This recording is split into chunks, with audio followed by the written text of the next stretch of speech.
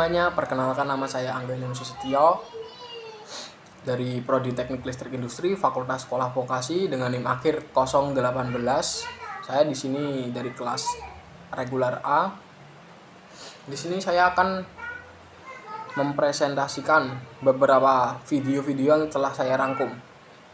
Oke, untuk video yang pertama adalah Electric Charge and Force, Coulomb's Law's Polarization, atau bisa disebut dengan muatan listrik, gaya, dan hukum Coulomb. Oke, kita akan masuk ke poin pertama, yaitu konsep dasar muatan listrik. Untuk memahami listrik, kita harus kembali ke model atom modern. Seperti yang kita ketahui, atom terdiri dari nukleus sangat kecil yang menampung proton yang bermuatan positif dan neutron yang tidak bermuatan. Yang mengelilingi nukleus ini adalah elektron yang bermuatan negatif. Untuk muatan proton dan elektron itu memiliki besar yang sama persis, tetapi ada perbedaan mencolok, yaitu masanya. Massa elektron itu luar biasa kecil, kira-kira 1830 kali lebih kecil dari massa proton. Dalam kondisi normal, atom itu netral, artinya sejumlah elektron sama persis dengan jumlah proton. Tapi kita bisa mengubahnya menjadi ion dengan cara melepas elektron menjadi ion positif atau menambah elektron menjadi ion negatif. Oke, kita masuk ke poin kedua, sejarah listrik dan konversi muatan. Kata electricity tersendiri berakar dari bahasa Yunani, yaitu elektron, yang berarti amber. Sejak lama orang tahu bahwa menggosok amber bisa membuat menarik benda-benda kecil. Kita lompat ke abad 18. Ada seorang jenius bernama Benjamin Franklin. Beliau yang memperkenalkan konsep bahwa ada dua jenis listrik yang ia sebut positif dan negatif. Beliau juga yang membuat konversi tanda yang kita gunakan sampai sekarang. Contohnya, jika kita menggosok kaca, ia akan menghasilkan muatan positif. Franklin juga mengemukakan prinsip fundamental, yaitu hukum kekekalan muatan atau konversi muatan. Muatan itu tidak bisa diciptakan dari nol. Jika Anda menghasilkan muatan positif, maka secara otomatis muatan negatif tersendiri itu akan tercipta dalam jumlah yang sama. Lalu bagaimana interaksinya? Sederhana. Muatan yang sejenis akan saling tolak-menolak dan muatan yang berbeda jenis akan saling tarik-menarik. Oke, kita akan masuk ke poin ketiga. Poin ketiga adalah konduktor dan polarisasi.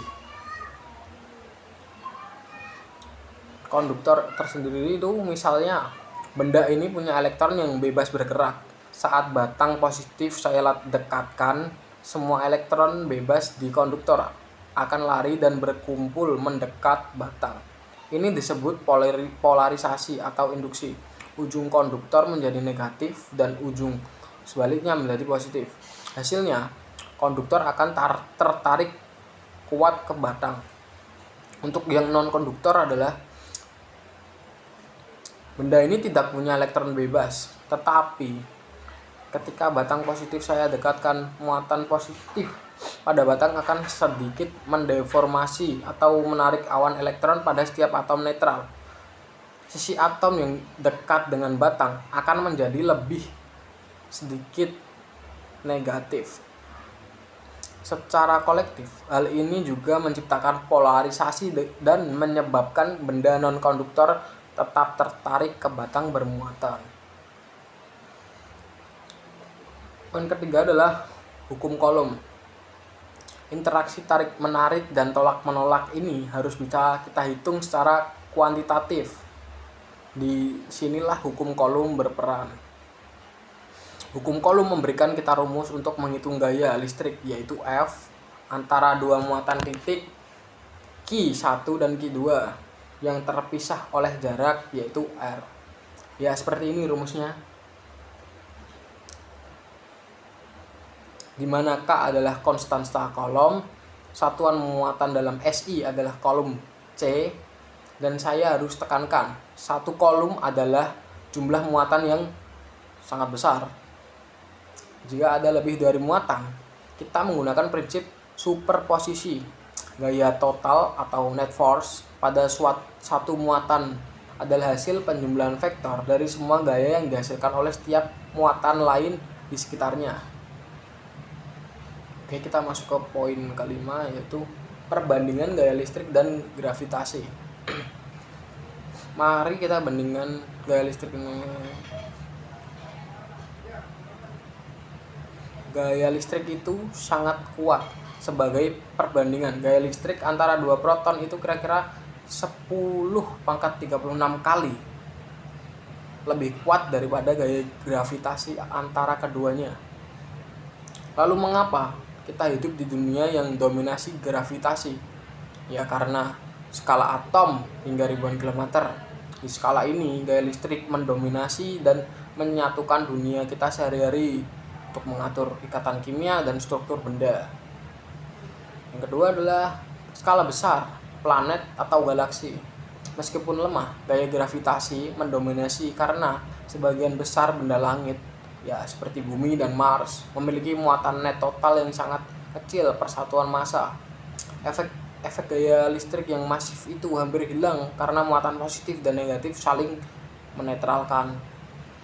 Oke, poin keenam adalah Anda bisa lihat bagaimana balon yang diisi helium tertarik pada batang lalu ditolak setelah disentuh karena kini ia punya muatan yang sama. Kita juga melihat siswa yang dipukul dengan bulu kucing diberi muatan hingga ribuan volt dan berhasil menyalakan lampu neon, membuktikan adanya transfer muatan. Dan tentu saja kita menggunakan generator Van de Graaff untuk menghasilkan muatan yang sangat besar, ratusan ribu volt. Untuk menunjukkan tolakan muatan, membuat potongan kertas konveti menyebar dan membuat rambut saya berubah menjadi elektroskop hidup karena muatan yang sama telah ditransfer ke seluruh tubuh. Oke, kita masuk untuk video yang kedua, yaitu electric field lines, superposition, inductive charging, dan include dipoles, atau bisa disebut medan listrik, prinsip superposisi, dan dipole. Poin pertama adalah konsep medan listrik. Medan listrik didefinisikan sebagai gaya persatuan muatan positif yang dialami oleh muatan uji kecil, yaitu Q di lokasi tertentu, yaitu P, dengan rumus seperti ini, yaitu E adalah besaran vektor arah E selalu searah dengan gaya yang dialami oleh muatan uji positif. Ini berarti medan listrik menjauhi muatan positif dan medan listrik menuju muatan negatif. Keunggulan konsep medan listrik adalah ia menghilangkan ketergantungan pada muatan uji Q, jadi E mewakili karakteristik ruang di sekitar muatan sumber itu sendiri. Satuan E adalah Newton per Coulomb atau N per C. Untuk poin yang kedua adalah prinsip superposisi.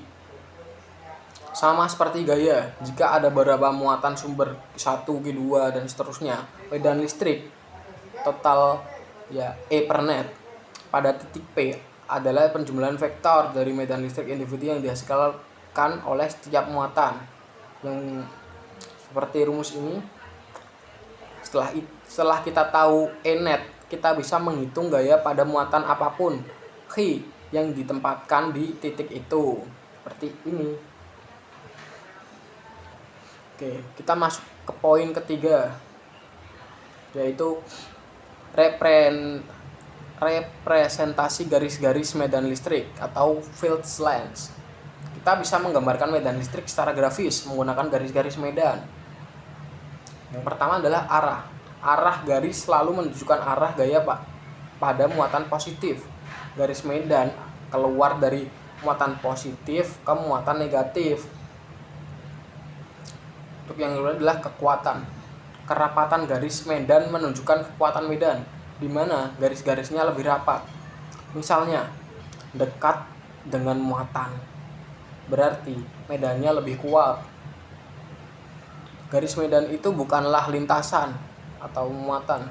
Muatan yang dilepaskan dalam medan melengkung hanya mengalami percepatan yang tangan terhadap garis medan di setiap titik. Muatan hanya akan mengikuti garis medan jika garisnya lurus dan muatan dilepaskan dari keadaan diam. Untuk poin yang keempat adalah konfigurasi medan listrik.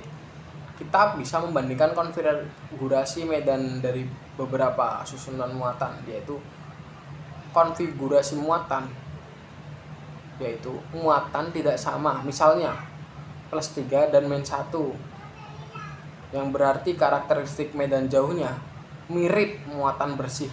+2 jatuh sebagai 1/R2. Dengan titik 0 medan, ada 1 titik 0 letaknya di dekat muatan yang lebih kecil di luar -1. Oke, kita masuk ke poin yang kelima, dipol dan induksi.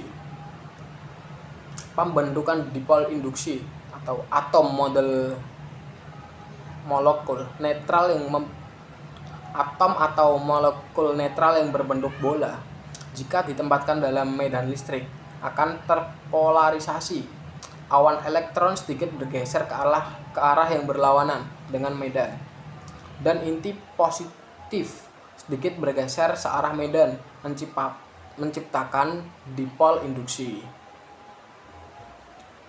Pembuatan dipol konduktor permanen. Saya bisa membuat dipol permanen pada 2 bola logam netral yang bersentuhan.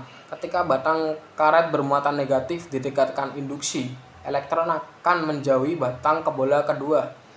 Bola pertama ditinggalkan dengan muatan positif. Jika saya memecah kontak atau memisahkan bola saat batang negatif masih di sana, kedua bola kini terjebak dengan muatan yang berlawanan dan sama besar, yang menghasilkan dipol permanen. Yang ketiga, torsi pada dipol. Dipol yang ditempatkan dalam medan listrik eksternal yang seragam akan mengalami torsi. Torsi ini akan menyebabkan berputar hingga ia sejajar dengan arah medan listrik eksternal. Because my glasses are a good insulator, so I better take my glasses off so that every time it hits me,